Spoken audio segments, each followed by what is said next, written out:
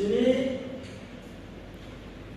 saya akan memperkenalkan anggota nama kelompok kita, yaitu pertama perkenalan saya Koji Sasio dengan NIM 2549. Perkenalkan nama saya Rizal Fitro dengan NIM 25 Perkenalkan nama saya Osiin dengan NIM 25 akhiran 60. Perkenalkan nama saya Rafi John Fariksi dengan NIM 25 akhiran 052. Nah, selanjutnya di sini kelompok kami akan membacakan materinya yang dibacakan oleh Mas Fauzi.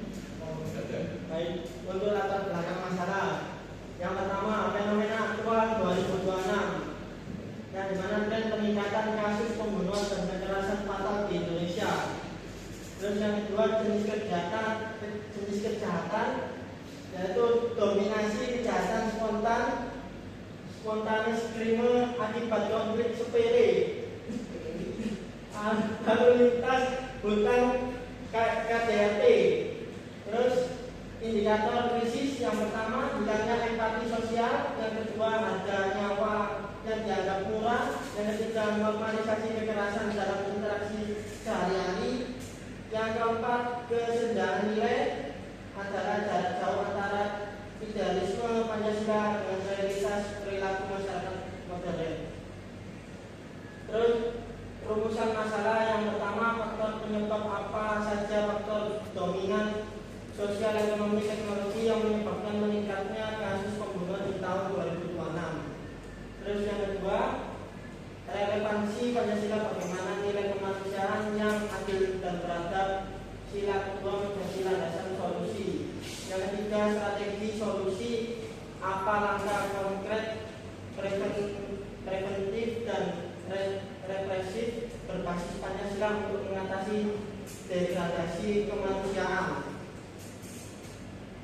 Terus landasan teori, sila kedua Pancasila, kemanusiaan yang adil dan beradab. Yang pertama, kemanusiaan, yaitu pengakuan harkat dan martabat manusia sebagai ciptaan Tuhan. Yang kedua, adil perlakuan secara non-diskriminatif sesuai hak dan kewajiban. Yang ketiga, beradab adalah interaksi berdasarkan etika, sopan santun dan norma kesusilaan, antipati berbarisme. Yang keempat, inti filosofi adalah manusia adalah subjek bermartabat, bukan objek. Hak untuk hidup adalah hak asasi paling fundamental. Baik, yang selanjutnya dijelaskan oleh teman saya.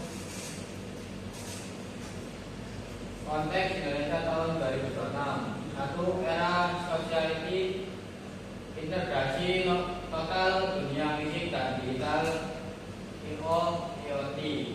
Dua, paradoks, konektivitas terhubung secara digital namun terisolasi secara emosional. Tiga, tekanan ekonomi, dampak jangka panjang, transisi energi dan inflasi biaya hidup. Dan keempat, krisis kesehatan mental, meningkatnya stres, depresi dan kecemasan pasca akademi, polarisasi sosial, warisan perpecahan identitas yang belum tuntas.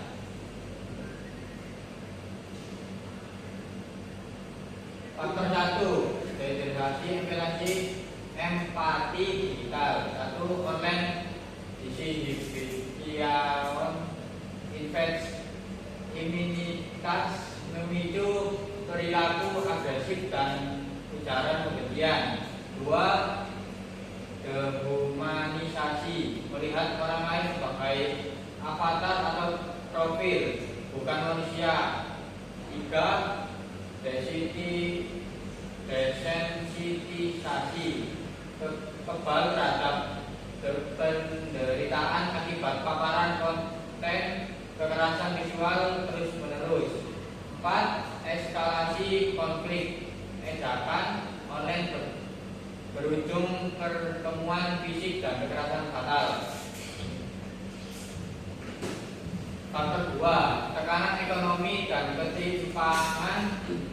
Satu, teori Stalin Merton, gap antara tujuan sukses material dan saran legal yang terbatas. 2. Memicu kriminalitas, kemiskinan, pengangguran, dan hutang piutang.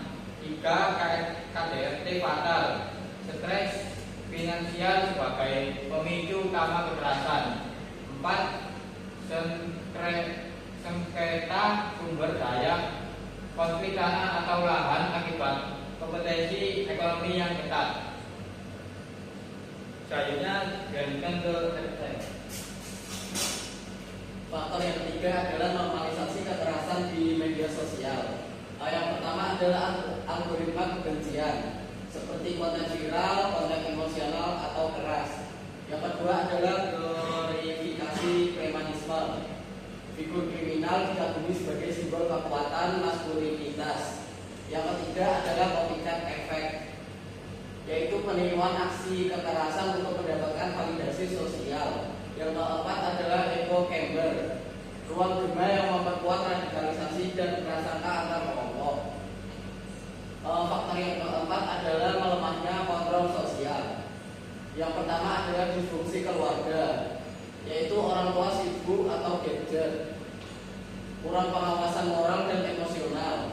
Yang kedua, kurangnya role model, anak mencari validasi dari influencer, bukan orang tua. Yang ketiga, hilangnya gotong royong, yaitu tetangga tidak saling kenal, social blindness. Yang keempat adalah tidak ada early warning, lingkungan tidak merespon tanda-tanda bahaya atau konflik dini. Untuk faktor kelima adalah akses senjata dan impulsivitas.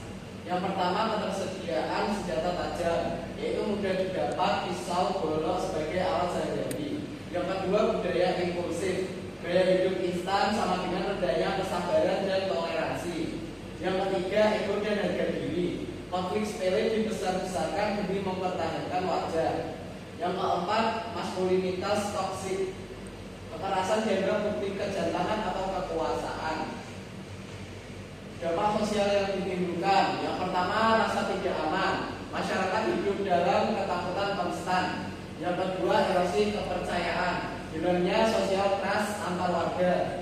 Yang ketiga, siklus dendam, main hakim sendiri memicu kekerasan balasan.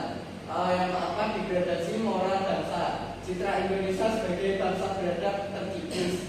Yang kelima, pelanggaran hak asasi manusia atau HAM berat, hilangnya hak dasar untuk hidup. Baik, yang selanjutnya itu ada kerangka solusi berbasis Pancasila, yaitu yang pertama ada poros utama, revitalisasi sila kedua, yaitu pada kemanusiaan yang adil dan beradab, pendekatan multi sektor. 1. Ada edukasi, keluarga dan sekolah. 2. Ada teknologi, literasi digital. 3. Ada hukum untuk penegakan humanis. 4. Sosial, gotong royong. 5. Ekonomi atau keadilan distributif. Tujuannya yaitu membangun manusia beradab di era digital. Solusi pertama yaitu pada pendidikan karakter berbasis empati. 1. Kurikulum baru, fokus pada studi kasus, role play, dan diskusi etika bukan hafalan. 2. Ada sosial emosional learning atau SEL, yaitu mengajarkan manajemen marah dan resolusi konflik. Yang 3. Ada sekolah zona damai, program anti bullying holistik melibatkan siswa dan orang tua. Tujuannya yaitu untuk membentuk otak dan hati yang secara alami menolak kekerasan. Solusi kedua yaitu ada literasi digital dan etika cyber. Yang satu adalah saling sebelum sharing, kampanye nasional masif tentang berpikir kritis. Yang kedua ada regulasi algoritma, yaitu tekan platform teks untuk membatasi penyebaran konten kebencian. Yang ketiga digital security, yaitu gerakan netizen santun atau lapor untuk provokator. Yang keempat ada peran influencer, yaitu wajib menjadi duta damai digital dan pemicu konflik. Solusi ketiga yaitu penegakan hukum humanis, kepastian hukum, penyidikan cepat dan transparan untuk membangun kepercayaan. 2. Ada restoratif justice atau mediasi untuk memutus rantai dendam pada kasus tertentu. Yang ketiga ada rehabilitasi narapida, konseling psikologis insentif di penjara, bukan hanya penghukuman. Yang kedua ada prinsip hukuman harus mendidik dan memanusiakan, bukan sekedar membalas. Solusi keempat yaitu ada revitalisasi model sosial. 1. Ada peran RT atau RW sebagai mediator konflik komunitas tingkat akar rumput.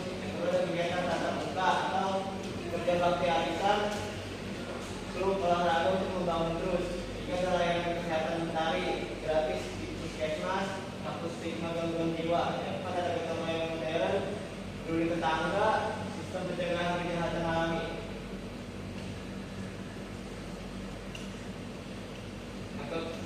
Solusi yang kedua itu adalah keadilan ekonomi dan sosial. Satu, pemberdayaan UMKM, mandirian ekonomi, martabat diri meningkat. Yang kedua, ada jaminan sosial, termasuk akses kesehatan dan bantuan pengangguran. Yang ketiga, ada pengurangan stres, ekonomi stabil, ekonomi masyarakat lebih stabil. Kaitan Pancasila mewujudkan sila kelima yaitu keadilan sosial, mendukung sila kedua, kemanusiaan. Oke, di sini kita memasuki sesi terakhir yaitu sesi kesimpulan. Nah, dapat disimpulkan bahwa di sini kasus pembunuhan meningkat akibat adanya krisis empati, tekanan ekonomi, dan pengaruh digital toksik.